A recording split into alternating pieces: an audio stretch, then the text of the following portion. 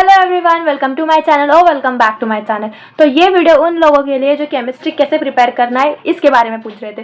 तो guys let me clear you कि chemistry जो सब्जेक्ट है वो बस रीडिंग से ही हो सकता है। रीडिंग करो, कंसेप्ट पता चलेगी, आंसर्स आएंगे। लर्न करना, रट्टा मारना इज़ नॉट द थिंग।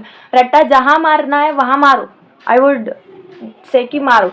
एक कोई मतलब वहाँ पे समझने जैसी चीज़ें नहीं है, मार सकते हो, लेकिन बस ऑर्गेनिक केमिस्ट्री की रिएक्शंस और इनऑर्गेनिक और एनालिटिकल, इन तीन पार्ट्स को फिजिकल एक बार रीड कर लो, क्वेश्चंस लगा लो, दैट्स इट। उसके बाद तुम लोग फिजिकल केमिस्ट्री तो नहीं भूलने वाले हो।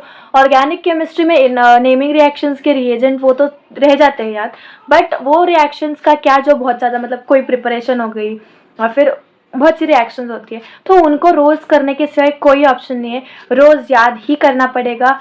एंड आई वुड से कि कोई ऑप्शन नहीं, लाइक लास्ट यही है कि ऑप्शन ही नहीं है उसके ऊपर।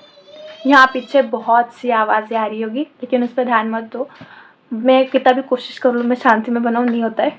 यहाँ पे कोई ना कोई किरकिर करते रहता है, तो वो छोड़ो। तो पहला मैं बता दूँ इनऑर्गेनिक केमिस्ट्री के लिए। तो इनऑर्गेनिक केमिस्ट्री में सब रीड कर लो, क्वेश्चंस देखो कि उसमें कौन सी चीज़ों के बारे में पूछा जा रहा है। मेजॉरिटी तो मतलब उसमें कलर्स, उसके बाद यूजेस, ऐसी चीज़ें पूछी जाती है इनऑर्गेनिक में, तो उनको याद रखो। लाइक कोई जो कलरलेस कंपाउंड्स है वो ऐसी सब चीज़ें पूछी जाती है, तो वो चीज़ें याद रखनी पड़ेगी। एंड लाइक जैसे जैसे पढ़ते जाओगे तब चीज़ें समझ में आती है, सब चीज़ें क्या क्वेश्चन पूछ सकते हैं इसमें से, वो हो सकता है। बिकॉज रीडिंग के सिवाय कोई ऑप्शन नहीं है तुम्हारे पास। रीडिंग भी कोई भी ऐसे ही नहीं करनी है।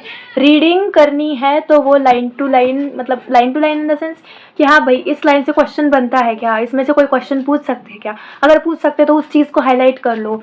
ऐसे बहुत सी चीज़ें कर सकते हो इनऑर्गेनिक केमिस्ट्री। ऑर्गेनिक केमिस्ट्री में रोज़ रिवाइज करना ही पड़ेगा। ऑर्गेनिक केमिस्ट्री के लिए कोई ऑप्शन नहीं है, क्योंकि चीज़ें हमको समझनी पड़ती है, चीज़ें रिएक्शंस कैसी हो रही है, क्या हो रही है। कुछ रिएक्शन हो से बस रिएजेंट यूज़ करो, प्रोडक्ट आ जाएगा, है ना। तो ऐसी बहुत सी रिएक्शंस है, तो उन्हें सबको याद करना कि भाई इस रिएजेंट को यूज़ करेंगे तो प्रोडक्ट क्या आएगा।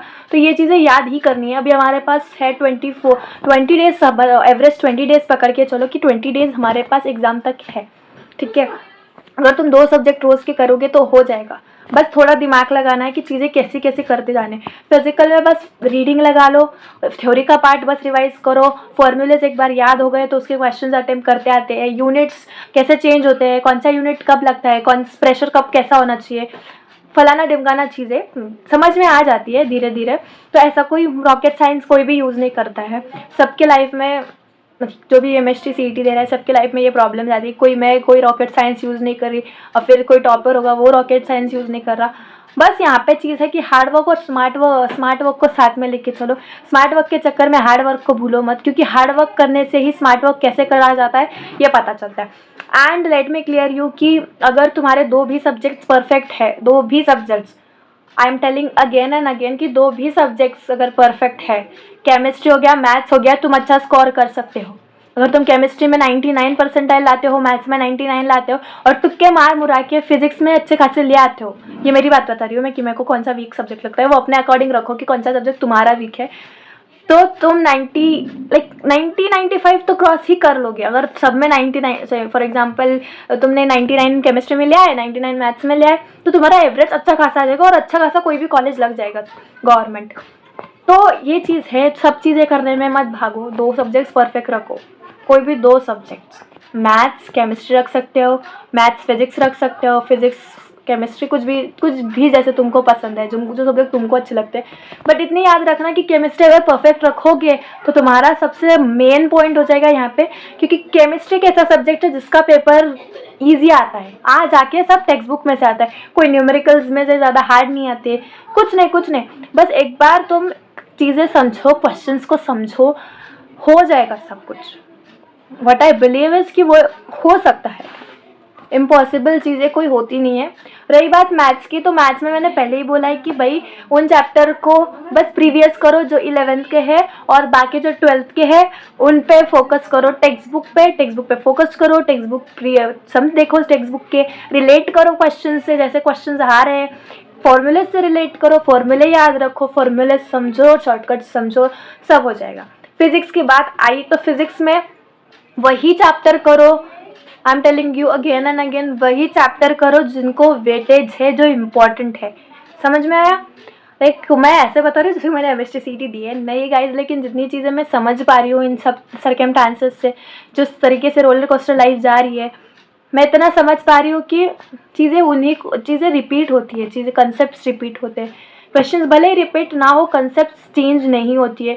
आ जाके कंसेप्ट तुम्हारे बुक्स में से ही आएगी, इतना तो मुझे दिमाग में फिट हो गया है कि भाई आ जाके कौन सी कंसेप्ट आने वाली टेक्स्ट बुक में की। तो टेक्स्ट बुक क्लियर रखो, अगर नहीं समझ रही कुछ कंसेप्ट तो वीडियो लेक्चर्स देखो, कोई प्रॉब्लम नहीं है। बट वीडियो लेक्चर भी ऐसे मत देखो जिसमें सारा टाइम चला जाए तुम्हारा 4-4, 5-5 घंटे में।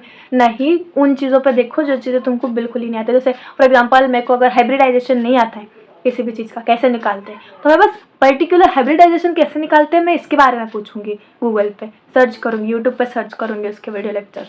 कम से कम टाइम में जो समझा सकता है उसका वीडियो देखूंगी। दैट्स इट, इतना सिंपल होता है।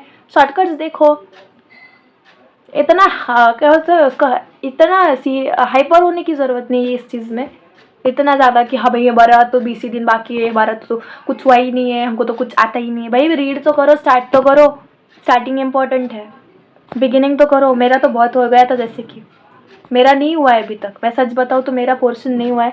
मैंने बस केमिस्ट्री का ऑलमोस्ट ख़त्म किया है, सब कुछ ख़त्म नहीं होगा। मुझे कुछ भी क्वेश्चन पूछेंगे सब नहीं आने वाला उसमें से, कुछ चीज़ें रह जाती है, उनको रिवाइज करना पड़ता है, सब चीज़ें करनी पड़ती है।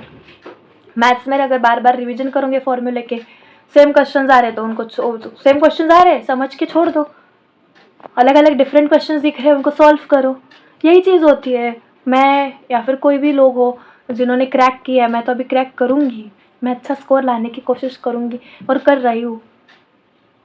तो जिन्होंने अच्छा स्कोर लाया होगा उन्होंने पहले स्टार्ट किया था, स्टार्ट तो करो।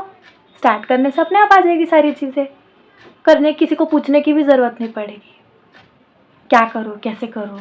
जब चीज़ें हम लोग खुद सीखते हैं ना तो ज़्यादा समझ आती है किसी और को पूछने से अच्छा, जब खुद समझते हैं हम लोग सब चीज़ें।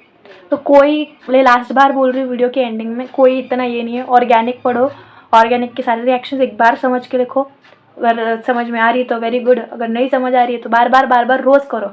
थोड़ा टाइम तो दे सकते हैं ना 24 घंटे में से उनको। इनऑर्गेनिक हो गया, ऑर्गेनिक हो गया, किसी को भी 10 घंटा तो पढ़ना ही पड़ेगा, रीडिंग लगानी पड़ेगी। Hard max to max 1 hours लगता है किसी भी चैप्टर को कवर करने के लिए, रीडिंग में बता रही हूँ। तो रीडिंग हो सकती है, कोई बड़ी बात नहीं है उसमें। करो, बोलो, कुछ समझ ना आए तो मुझसे पूछो या फिर यूट्यूब पर सर्च करो। यूट्यूब तो समंदर है यार, उसमें कुछ भी मिल सकता है। सीखना है तो बहुत कुछ चीज़ें सीख सकते हैं। मैं तो आधी चीज़ें यूट्यूब से सीखी हूँ, स्केचिंग बीचिंग सब मैं यूट्यूब से सीखी हूँ, सब कुछ। तो यूट्यूब पर बहुत अच्छी एजुकेशनल चैनल्स है जिनको फॉलो कर सकते हैं, उनसे सीखो। Like, and last one, like, share and subscribe to my channel. If you like this video, hit that like button। और अच्छे से इंग्लिश में अच्छा ऐसा क्या बोल सकती मैं मुझे नहीं आता यार। हाँ बस इतना अच्छा, last message to all of you, healthy रहो। बिकॉज 2-3 दिन से मैं देख रही हूँ, अगर मैं बीमार हो जाऊँ तो मेरी पढ़ाई का क्या होगा। एक सब टेंशन में हो जाते हैं कि पढ़ाई होगी नहीं होगी, वो तो छोड़ो, लेकिन हेल्थ इंपॉर्टेंट है। हेल्थ पे ध्यान रखो, स्टडी अपने आप हो जाएगी। तो बाय बाय।